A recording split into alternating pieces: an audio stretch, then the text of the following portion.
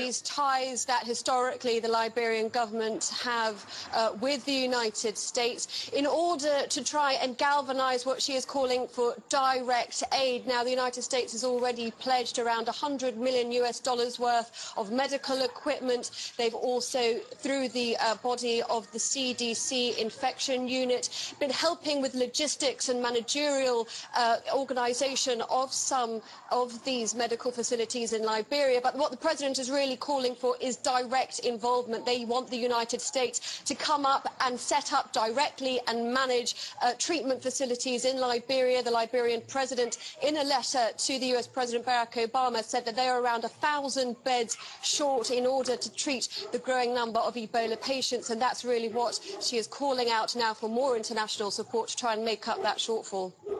Now, a particular hallmark of this outbreak has been the loss of life among healthcare workers. At least 144 have perished. One of the latest, a highly respected female doctor in Sierra Leone. What more can you tell us about that?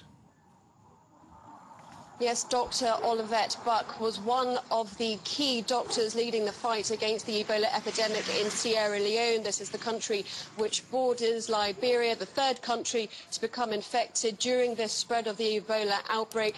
Now, earlier in the week, the Sierra Leonean government had asked for assistance from the World Health Organization. They asked for funding to evacuate Dr. Buck to Germany in order to receive expert Ebola treatment. However, the WHO turned down that request. They did say that they would do all they could to ensure that Dr. Buck had the very best care that could be offered in Sierra Leone. However, that care wasn't enough to prevent her eventual succumbing to this Ebola virus, and that will come as a serious blow to Sierra Leone as it continues to fight this disease, because, as you said, healthcare workers have been some of the key victims of this disease. That is making, obviously, the fight harder. It's also putting off other healthcare workers from even turning up to work to try and fight this disease. They're saying that if even top doctors can't prevent and protect themselves, then what chance do people, perhaps without that similar level of training, have?